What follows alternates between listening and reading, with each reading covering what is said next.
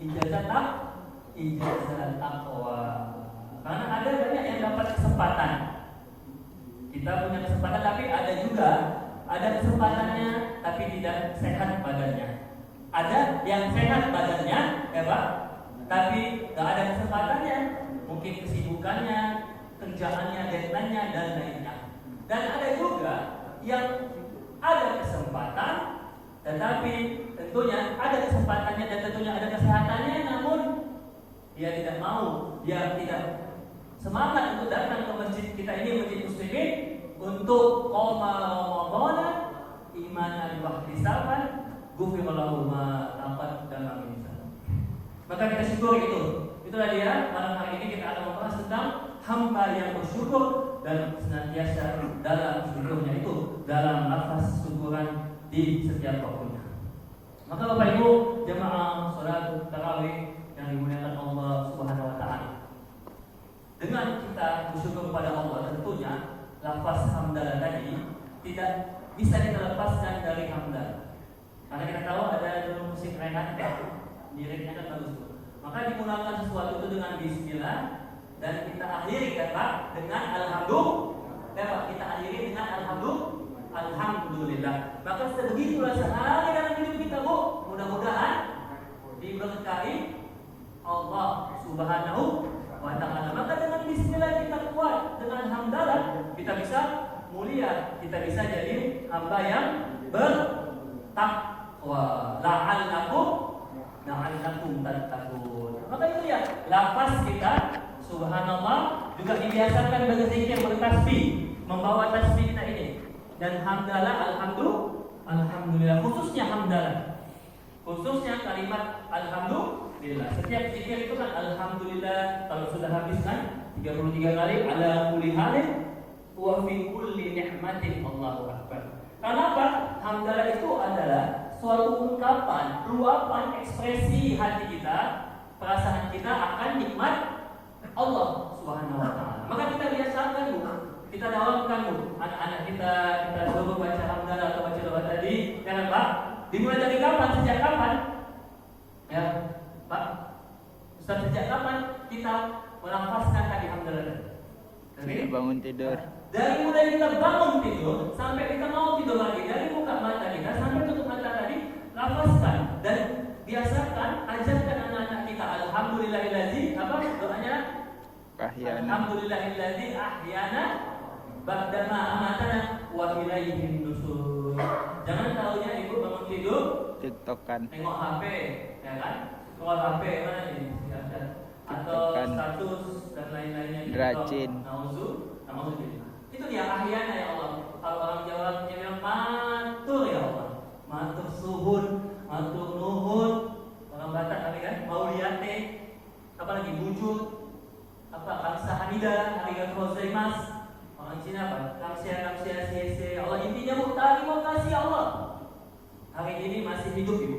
Uak saya, tetangga kami, pernah 3 tahun 4 tahun yang lalu ya, soal sahur kan, tiba-tiba tidur sebentar mau minta dibangunin subuh, kemudian innalillahi wa inna ilaihi raji'un. Alhamdulillah itu masih hidup, ahyana, dihidupkan Allah semata-mata illa liya'buduna mukhlisina lahuddina hunafa wa yuqimus shalah wa yutuz zakat. Itu untuk kita ibadah, untuk tadarus, untuk salat tarawih dan sebagainya. Apalagi besok itu ada nuzulul Quran.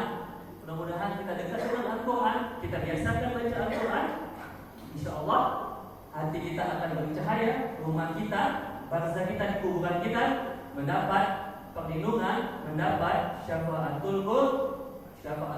Allahumma nawwir qulubana binuril Quran wa nuri hidayatika. Amin. Amin ya rabbal alamin. Maka Bapak Ibu jemaah salat tarawih kepada Allah. Yang kedua yang tak kalah pentingnya lagi, tadi bangun tidur atau pas kita bersin ucapkan alhamdulillah ya Allah. Lagi pakaian Pak, alhamdulillah kasani hadza wa razaqna gitu kan. Dan yang paling penting juga, yang tak kalah pentingnya, anak-anak Ustaz, setelah ya Bu, habis kita bangun tidur dan setelah atau habis makan. Nah, Bu, jangan Ibu tahunya kenyang aja atau bahkan siap makan tahunya sudah kuat pula itu. Nah, Nauzubillah. Dibacalah dia doa habis makan itu, alhamdulillahillazi at'amana wa saqana wa ja'alana minal muslimin. Itu dia makanan itu, syukur kita hari ini bisa makan. Coba kita lihat, kita tengok Pak, di Aceh kemarin habis ludes satu kampung, bahkan berapa kampung yang Pak, banyak kan? Cuma sisa puing-puingnya, kayu-kayu dan sebagainya. Untuk kita di Medan, mungkin kalaupun banjir ke mata kaki lah, mudah-mudahan kalau perlu disuruh. Atau mungkin agak jauh sedikit kita ke Palestina, ya Bu, jangankan makan, untuk hidup aja. Mungkin orang itu udah susah, apalagi kemarin perang kan? Atau mungkin yang baru-baru ini Pak ya? Gimana tuh Pak? Apa di Iran ya kan? Di Iran itu, kayak manapun memang Iran itu masih saudara kita. Kalau kita baca-baca, kita lihat Quran hadis, istilah Ahlus Sunnah, istilah Syiah itu zaman Nabi kayaknya nggak ada. Mungkin hadisnya ada wa ana wa ashabi. Nah, maka apalagi kita menganggap dia itu Islam, karena selama dia bersyahadat, kita lihat syahadat, mau dia ada kesalahannya, negatifnya, itu PST, tahu ya PST? Tes susu? Bukan. Tahu sama tahu, urusan dia ada Pak sama Allah. Kalau memang dia ada menghina sahabat atau ada sholatnya nggak betul, itu ya yang penting kita lihat dia syahadat, maka dia minal muslimin wal muslimat, kita dukung, kita doakan. Ya tentunya kita bisa menang harus kita bersama-sama untuk melawan Israel Yahudi. Alhamdulillah, alhamdulillah. Itu dia Bu, makan. Maka itu ada makan dalam Islam, baca doa. Jangan makanan itu kita bilang nggak enak Bu. Kalau kata ustaz-ustaz kami dulu di ngaji sore, nggak boleh kita bilang makanan ini nggak enak Pak. Kalaupun bapak bilang, kalaupun rasanya nggak enak atau lihatnya nggak selera, bilang aja kalau kenyang. Aku udah makan, udah kenyang. Atau tadi di rumah udah makan, jadi nggak enak rasanya gitu kan, atau nggak enak badannya, nggak enak perutnya. Itulah alasannya yang halus begitu kan. Kenapa Pak? Karena kalau kita bilang makanan itu nggak enak, apalagi kita udah dikasih orang, dimasukin orang, adalah sama dengan kita tidak menghargai, tidak berikhlas, tidak mau menerima rezeki yang Allah berikan itu. Maka itulah namanya syukur dan kufur nikmat. Oke, jadi tadi ada makan, kita baca doa, kita pakai tangan kanan, makannya pelan-pelan. Kan itu kalau kata Nabi, bahkan kata dokter, makan itu kok bisa pelan-pelan. Gak usah sampai 30 kali kunyah, mungkin 10 kali kunyah, supaya bisa lambungnya pelan-pelan dan itu mengenyangkan. Kalau kita makan cepat-cepat, kata dokter, itu katanya mungkin sinyal atau hormon kenyangnya jadi lama. Nah, mungkin Bapak itu tahu kalau dari sisi medisnya. Begitulah Islam. Makanya juga ada porsinya dan sebagainya. Bahkan agama kita saking sempurnanya, semua diatur tadi Pak. Mau tidur, mau kamar mandi, makanan yang halal, yang haram, halalan, thayyibah. Maka kita dukung kemarin wali kota yang mengatur untuk peredaran apa itu kan? Nah itu, kenapa ada yang haram? Karena Allah menguji kita. Nabi Adam dulu di surga. Nah, Ustaz dulu pernah ke surga? pernah. Di surga aja ada yang diharamkan, apalagi di dunia. Nah, itu satu, kenapa ada haram, menguji keimanan. Lebih banyak yang halal atau yang haram? Lebih banyak yang halal, lebih banyak yang halal. Walaupun kata orang semua yang di laut itu halal kecuali kapal selam katanya kan. Ah, kenapa haram di itu? Ternyata tadi Israel dia jawab ada cacing-cacingnya, DNA-nya Pak, selnya atau DNA itu mirip dengan manusia, dibuat Allah sengaja. Jadi kalau kita makan itu, maka sifat kita itu bisa sifat kebeduaan, kekebab-kebaban. Maka tak heran banyak orang yang ngaku korupsi karena mungkin makanannya, dan itu diteliti. You are what you eat. Kita ini kita makan. Kalau kita makan kolesterol, Bapak banyak makan daging kan jadi apa? Panas, emosi dan sebagainya. Nah itulah hikmahnya kenapa diharamkan, dan itulah dia Islam, agama yang a'la wala yu'la alaihi. Maka Bapak Ibu jemaah saudara-saudara yang Allah, pada hari ini, di malam ini mudah-mudahan kita menjadi hamba yang syukur. Waja'alna min ibadika syakirin. Kuncinya adalah syukur dan sabar. Itu dia.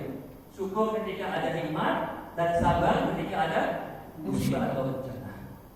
Termasuk kita mensyukuri yang ada tadi. Ketika ibu dapat uang 100.000, alhamdulillah. 50.000, alhamdulillah. Alhamdulillah juga. Kata Nabi sedikit, alhamdulillah banyak. Bagaimana ibu mau dijadikan Nabi atau dibuat Allah jadi banyak rezekinya orang kaya? Kalau belum bisa mensyukuri yang sedikit, mana yang syukur. Kalau kita belum bisa mensyukuri istri yang satu Pak, nggak mungkin ditambah istri yang kedua. Kalau kita nggak bisa melihat, menikmati syukuran yang hari ini saat ini tidak mungkin akan Allah tambah lagi nikmat itu. La in syakartum la azidannakum wa la in kafartum inna azabi lasyadid. Itulah dia hari ini motivasinya melihat ke bawah. Unzur ila man asfal minkum. Kalau kita melihat ke atas terus tuh gak ada habis-habisnya. Seperti di Bang Iwan ada kereta Mio. Kalau dia nggak bersyukuri kereta Mio itu, nengok dia kereta Beat ya bang, makanya itu terbaru pula. Kepengen dia punya Beat, akhirnya dia nyicil ada duit pula dari siapa ya? Ada nengok Vario, kepengen Vario 160 atau tengok Nmax, enak kali dengan pasti CX, X-Max, apalagi Harley, ZX Ninja dan sebagainya. Nah, pos-pos kayak saya ada agian. Kepengen nengok Avanza itu kayaknya enak juga ya. Kayak bapak ada Avanza, nanti tengok Innova, kepengen Innova Revo ya, yang hybrid itu apa? Zenith Innova Zenith ya. Atau pengen tengok Pajero, Fortuner, Alphard semuanya, nggak ada habis-habisnya. Bahkan kata Nabi, kalau seandainya kita dikasih gunung emas atau gunung yang isinya lembah emas, masih mau lagi dan mau lagi, nggak ada puas-puasnya. Inna di sana boleh kau haluan. Maka hari ini kita mudah-mudahan belajar dalam puasa ini untuk mengendalikan diri, mensyukuri apa yang ada hari ini saat ini. Mudah-mudahan nikmat itu menjadi berkah. Itulah dia pesannya, supaya melihat yang ada, mensyukuri yang hari ini, jangan melihat ke atas. Kalaupun mau melihat ke atas, boleh Bu. Tapi bagi orang yang alim, kita lihat kawan kita lebih rajin. Siapa misalnya uji undang lagi nengok ibu aku kok rajin kali dia, semangat kali dia ke masjid. Nah, itu boleh melihat ke atas untuk bagi yang lebih taat dari kita. Mudah-mudahan ada manfaatnya dan di tengah Ramadan ini semakin mendekatkan diri kita kepada Allah Subhanahu wa taala. Wabillahi taufiq wal hidayah. Wassalamualaikum warahmatullahi wabarakatuh.